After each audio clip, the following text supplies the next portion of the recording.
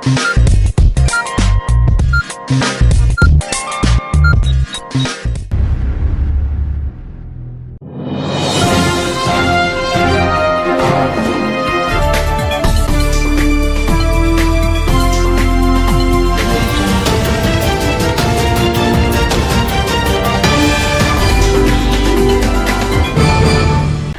अर्ज़ है ADN Urdu news में आपका खैर मकदम। नाजरीन, मैं हूँ शेख आयशा जिलानी।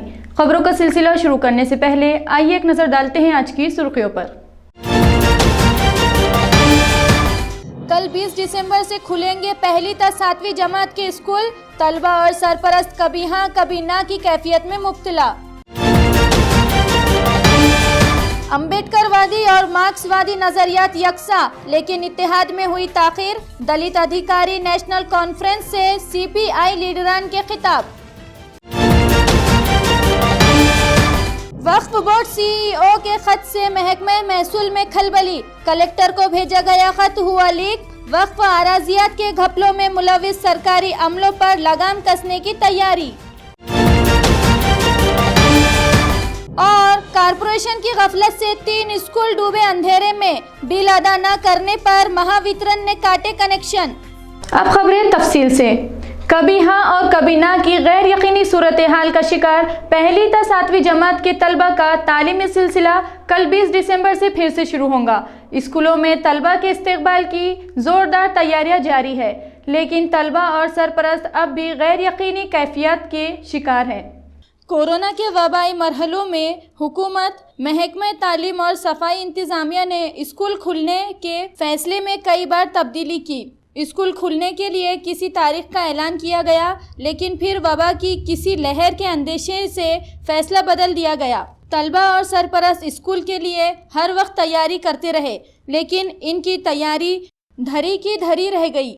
अब फिर 20 दिसंबर यानी कल से पहली ता 7वीं जमात के स्कूल खुलने का ऐलान किया गया, लेकिन वबा की गैर यकीनी सूरत हाल ओमिक्रॉन के ख़तरे के पेश नज़र सरपरस्त भी अब शश व पंज में मुब्तला हो चुके हैं। म्यूनसिपल इंतज़ामिया ने स्कूल खुलने के लिए नए रहनुमाई हिदायत जारी की है, जिसके मुताबिक स्कूल में सैनिटाइजिंग, साफ़ सफाई, तलबा की बेंचों में फ़ासला रखना होगा। स्कूलों के तंजीमीन स्कूलों में पूरी तैयारी कर रहे हैं ताकि तलबा महफूज माहौल में बिला खौफ व खतर तालीम हासिल कर सके। बीजेपी आरएसएस को रोकने के लिए मजलूम तबकात को मुत्तहिद करने की कोशिश में कई सालों की ताखीर हुई है। ये काम 20 साल पहले होना चाहिए था। ये बात आज यहाँ दलित अधिकार नेशनल कॉन्फ्रेंस में सीपीआई लीडरान ने अपने खिताब में कही।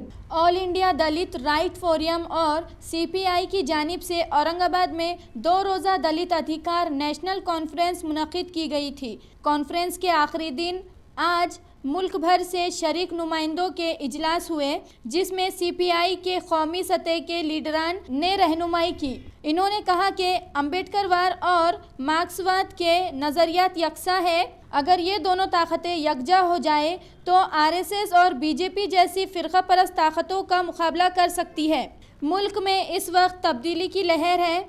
आरएसएस की ताकत बढ़ चुकी है, इसलिए इसके खिलाफ मुत्तहिद होकर ही काम करना होगा। आज इजलास से खिताब करने वालों में झांकी पासवान, गुलजार सिंह गोरिया, वीएस निर्मल, नागेंद्र नाथ ओझा, सूर्यकांत पासवान, भालचंद्र कांगो वगैरह शामिल थे। कॉमरेड राम बाहिती, अशफाक सलामी, अभय टाकसाल वगैरह ने इजलास का नज़्म किया था। ये कॉन्फ्रेंस 20 साल के पीछे करना था, वो अपन भूल गया, अभी करा, वो लोगों को लाभ है। कॉमरेड, इसी समय जो भारत देश में जो आरएसएस के सब के बोले, मगर वो काबी बोलते, जो जो राष्ट्रीय बोला, मैं उसको मदद करते हुए, स्वीकार करते हुए, मेरा एक प्रोग्राम, मेरा सुझाव, मेरा ओपिनियन एक बोल रहा। अभी जो 51 मेंबर से नेशनल काउंसिल बनाया वो ठीक है, 9 मेंबर्स एग्जीक्यूटिव बनाया। मेरा ओपिनियन ये है, हर एक स्टेट से एक एक लेके वर्किंग कमेटी भी बनाओ। आरक्षण के लिए लड़ना जरूर है, लेकिन इसके साथ ये भी ख्याल में रखना चाहिए कि आरक्षण ये दलितों की मुक्ति का आखिरी उपाय नहीं है। इसके लिए वर्ग संघर्ष करना भी बहुत जरूरी है और उसके और हम सजग रहना चाहिए। आखिरी बात मैं आपको बताना चाहता हूं कि एक साथ वर्ग और वर्ण का अंत का संघर्ष चलना चाहिए। जो वर्ग का संघर्ष चला रहे हैं उन्होंने वर्ण का संघर्ष चलाना चाहिए, और जो वर्ण का संघर्ष चला रही है उन्होंने वर्ग का संघर्ष की ओर ध्यान देना चाहिए। ये दोनों बात एक साथ चलनी चाहिए और उससे ही हम हमारा ध्येय हासिल कर सकेंगे। ये सोचना गलत है कि भीमराव अंबेडकर ने सिर्फ कास्ट स्ट्रगल के बारे में बोला। मुझे याद है हम मजदूर वर्ग में काम करते हैं, तो मनमाड़ में जो रेलवे मजदूरों की एक कॉन्फ्रेंस हुई थी उसमें डॉक्टर बाबा साहब अंबेडकर ने अपने भाषण में कहा था कि भारत के मजदूरों को दो तरह की लड़ाई करनी पड़ेगी। एक लड़ाई जो है ब्राह्मणवाद के खिलाफ जिसने यहां पर कास्ट सिस्टम लाई, और दूसरी लड़ाई सरमायादारी के खिलाफ जिन्होंने यहां पर क्लास सिस्टम लाई। ये दोनों के खिलाफ अंबेडकर ने कहा था कि भारत के मजदूर को लड़ना पड़ेगा, और यही बात हम कर रहे हैं। Aurangabad divisional postal cooperative society के इंतखाबात में सख्त मुकाबले के बाद उत्कर्ष पैनल ने कामयाबी हासिल कर ली। पोस्टल कोऑपरेटिव सोसाइटी के मजलिस आमला के लिए आज इंतखाबात हुए।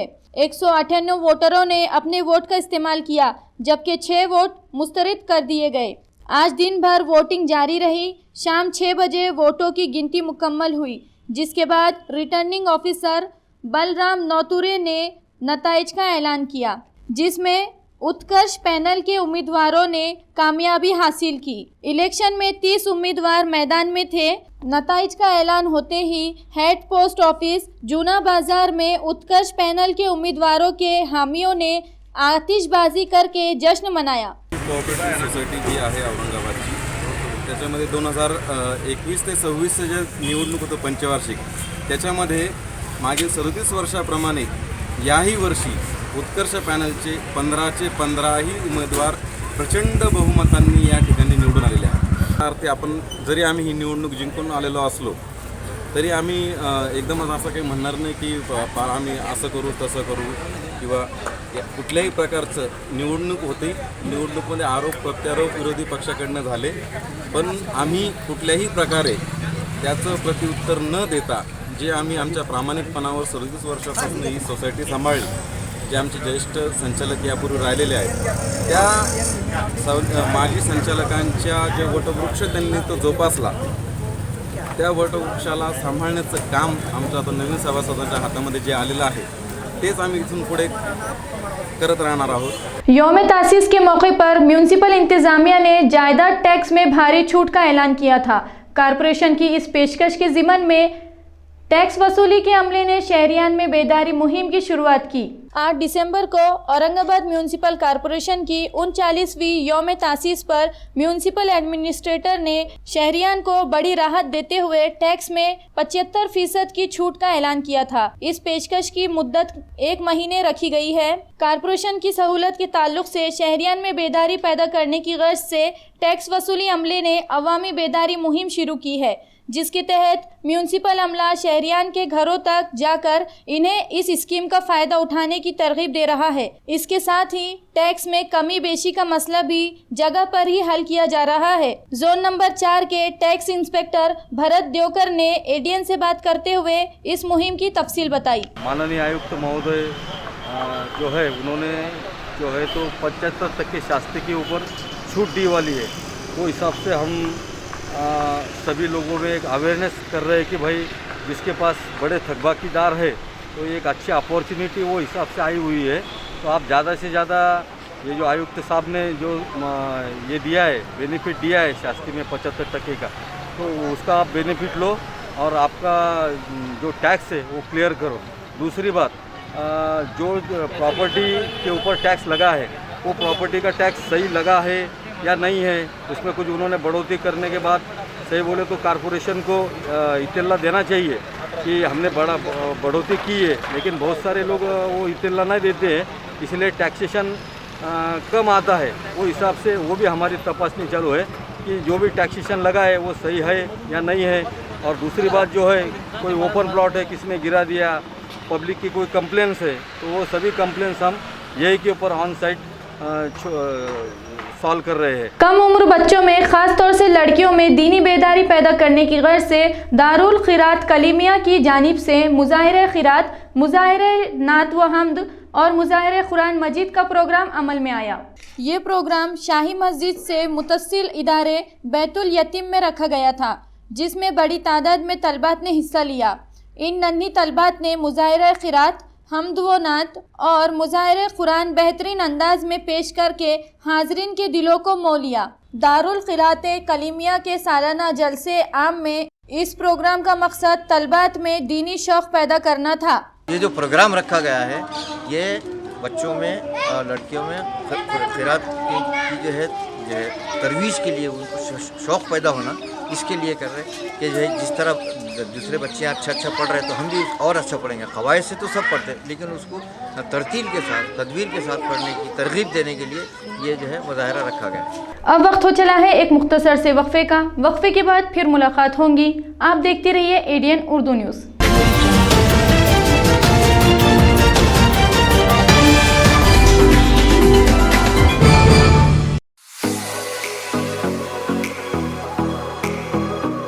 अंबर गैस एजेंसी की जानिब से गैस सारिफिन के लिए खुशखबरी। 5 किलो का गैस सिलेंडर, सेगड़ी और रेगुलेटर अब सिर्फ 2750 रुपये में। कनेक्शन हासिल करने के लिए उजलत करें। ये ऑफर सिर्फ उनके लिए है जिनके पास अब तक गैस कनेक्शन नहीं है। गरीब और मुतवस्सित तबके के लिए खुसूसी पेशकश। ये कनेक्शन लेने वाले को इस महीने में 5 किलो का सिलेंडर इंतहाई वाजबी दाम में दिया जाएगा। कनेक्शन हासिल करने के लिए आधार कार्ड, बैंक पासबुक, 2 फोटो और अपना मोबाइल नंबर साथ में लाएं। गैस कनेक्शन सिर्फ लिमिटेड हैं। इस स्कीम से फ़ायदा उठाने के लिए उजलत करें। Shafi Khan, proprietor, Amber gas agency, नज़द हेड पोस्ट ऑफिस, जूना बाज़ार।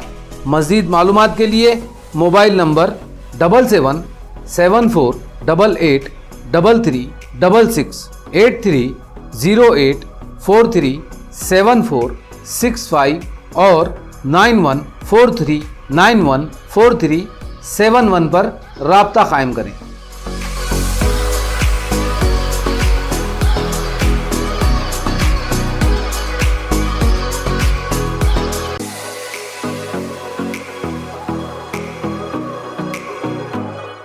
औरंगाबाद शहर में 50 सालों से ग्राहकों की सेवा में वाजबी दाम, तत्पर सेवा, MRP डिस्काउंट, विश्वास का खजाना।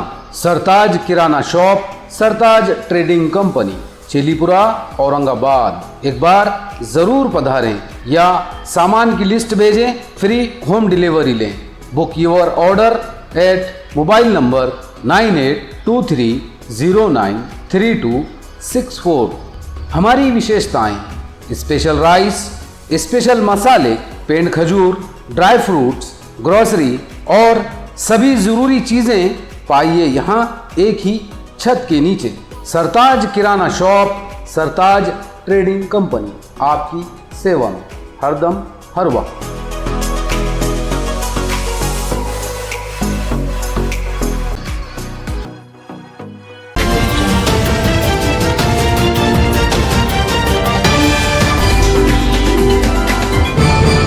वक्फे के बाद आपका दोबारा इस्तकबाल। रियासत में वक्फ ज़मीनात के घपलों के लिए महकमा महसूल का अमला भी कम कसूरवार नहीं है, लेकिन अब इनके भी एहतिसाब का वक्त आ चुका है। बोर्ड के CEO का एक ऐसा लेटर लीक हुआ जो इनके लिए खतरे की घंटी बजा रहा है। इस लेटर ने महकमा महसूल में खलबली मचा दी। महाराष्ट्र स्टेट वक्फ बोर्ड अब वक्फ जायदादों पर गैर कानूनी कब्जों को हटाने के लिए इंतहाई संजीदगी और सख्ती से कदम उठा रहा है। मुख्तलिफ अजला में घपलेबाजों के खिलाफ कार्रवाइयाँ जारी हैं। वक्फ बोर्ड की तारीख में पहली बार लैंड माफिया कानून की जद में आई है। वक्फ बोर्ड के आराजी घपले पूरी रियासत में इतने बड़े पैमाने पर हुए जिसकी नज़ीर नहीं मिलती। बोर्ड के बारे में ये मशहूर है कि जिसे इसकी हिफाजत की जिम्मेदारी दी गई वही सबसे बड़ा लुटेरा साबित हुआ। अंजाम कार हजारों एकड़ कीमती ज़मीनें जो गरीबों की फलाह व बहबूद के लिए वक्फ की गई थी बुरी तरह लूट ली गई। इस लूट घसोट में जहां माशरे के सफ़ेद पोश घपलेबाज, रहबर नुमा रहजन और नाम निहाद इदारे शामिल है, वहीं ये भी खुली सच्चाई है कि सरकारी महकमों के मुतासिब अफसरान व अमले ने भी वक्फ जायदादों को जी भर कर लूटा। वक्फ जायदादों के झूठे रिकॉर्ड तैयार करना, सरकारी रिकॉर्ड में फेर फार करके अपनी तिजोरियां भरने वाले सरकारी अमले के बदउनवान अफसरान व मुलाजमीन भी इतने ही मुजरिम हैं जितने दूसरे आम घपलेबाज। बरसों से वक्फ घपले बिना किसी रुकावट और डर व खौफ के खुलेआम जारी थे। वक्फ बोर्ड को कमजोर व लागर बना दिया गया था, लेकिन अब वो दिन शायद बीत गए। अब वक्फ बोर्ड अपनी पूरी कानूनी हैसियत व ताकत के साथ मैदान में नजर आ रहा है। वक्फ बोर्ड की कमेटी तश्कील दी जा चुकी है, चेयरमैन भी मुंतखब हुआ। बोर्ड की कमेटी अब पूरी तरह फाल हो चुकी है। बोर्ड को अनीस शेख की सूरत में कुल वक्ती बाइख्तियार चीफ एग्जीक्यूटिव ऑफिसर भी मिल गया। अब CEO भी अपने इख्तियारात का पूरा इस्तेमाल करते हुए घपलेबाजों की गर्दनें नाप रहे हैं। हालिया अरसे में वक्फ जायदादों को मुफ्त का माल समझकर लूटने वालों के खिलाफ कानूनी शिकंजा कसा गया। कई घपलेबाज आज भी जेल में बंद है। वक्फ की लूट घसोट करने वालों के पैरों तले जमीन खिसकी हुई है। इनके साथ अब वक्फ बोर्ड ने सरकारी महकमों की इन काली भेड़ों पर भी तवज्जो की है, जो वक्फ जायदादों की लूट में बराबर के जिम्मेदार है। CEO अनीस शेख का एक खत लीक हुआ जो उन्होंने जिला कलेक्टर को लिखा है। इस खत ने महकमे महसूल में खलबली मचा दी। बताया जाता है कि इस खत में CEO ने ये इल्जाम लगाया है कि जिले में बड़े पैमाने पर वक्फ जमीनों पर गैर कानूनी कब्जे किए गए हैं। महकमे महसूल के अफसरान व मुलाजमीन बोगस दस्तावेजात की बुनियाद पर काम में गफलत बरत रहे हैं। उन्होंने बीड़ की एक जमीन का हवाला दिया है जिसमें महकमे महसूल की गफलत से ये मामला अदालत के सामने पेश करना पड़ा। CEO के खत पर महकमे महसूल में एतराज जताया जा रहा है और इल्जामात को भी मुस्तरद कर दिया गया है। महकमे महसूल के अमले के तेवर से लगता है कि वो इस मामले को रियासती वजीर बराए महसूल बाला साहेब थोराट के सामने पेश करेंगे। अपने खत में CEO ने रजिस्ट्रार से भी कहा कि वो वक्फ से मुतालिक किसी भी जायदाद की रजिस्ट्री ना करें। CEO के इस खत से साफ जाहिर हो रहा है कि अब वक्फ जायदादों को लूटने वालों की खैर नहीं, फिर चाहे वो कोई सफ़ेद पोश घपलेबाज हो या फिर कोई सरकारी अफसर। अगर उसने वक्फ जायदाद का घपला किया है तो अब उसके एहतिसाब का वक्त आ चुका है। अल फरहान मेडिकल फाउंडेशन की जानिब से मुनक़िदा मेगा ब्लड डोनेशन कैंप में आज 500 से ज़ायद अफराद ने अपने खून का अतिया दिया। अल फरहान मेडिकल फाउंडेशन हर साल अतिया खून कैंप का एहतमाम करता है। वबाई दौर में सरकारी व निजी ब्लड बैंक में खून की शदीद किल्लत पाई जा रही थी। इस किल्लत को दूर करने और मरीज़ों की जान बचाने की गर्ज से आज शहर के 2 इलाकों यूनुस कॉलोनी इस्लाम दरवाज़ा और सिल्क मिल कॉलोनी में ये कैंप रखे गए थे, जिसमें 500 से ज़ायद नौजवानों ने इंसानी हमदर्दी के जज्बे के साथ मरीज़ों की जान बचाने के लिए अपने खून का अतिया दिया। कैंप का एहतमाम ज़ीशान पटेल, रज़ी खान, अब्दुल मजीद, रियाज काजी, एहसान खान, शेख काशिफ, तारिक सैयद, खुर्रम सिद्दीकी, अमीन सैयद, अब्दुल बसीर, शेख अनवर और शेख जमील वगैरह ने किया था। अल फरहान मेडिकल फाउंडेशन की जानिब से आज एक mega blood donation camp organize किया गया है। पिछले मुसलसल 10 साल से हम लोग ब्लड डोनेशन कैंप ऑर्गेनाइज करते हैं और ब्लड डोनेशन कैंप लेने का मकसद ये है कि थैलेसीमिया पेशेंट्स है और बहुत सारी घाटी में अभी ब्लड का बहुत शॉर्टेज चल रहा है। इसीलिए जो हम लोग ने एक मेगा ब्लड डोनेशन कैंप किए 2 लोकेशंस पर रहा है, यूनुस कॉलोनी कटकट गेट, दूसरा Madani hall silk mill colony. जैसे कि आप लोग जानते हैं कि थैलेसीमिया के पेशेंट्स बच्चे हैं काफ़ी, तो उनको 15-20 दिन में एक बैग लगता ही है। तो उसी के लिए हम लोग सभी लोगों से अपील करते हैं, नौजवानों से खास तौर पे, कि आप आए ज़्यादा से ज़्यादा अपना ब्लड डोनेट करें।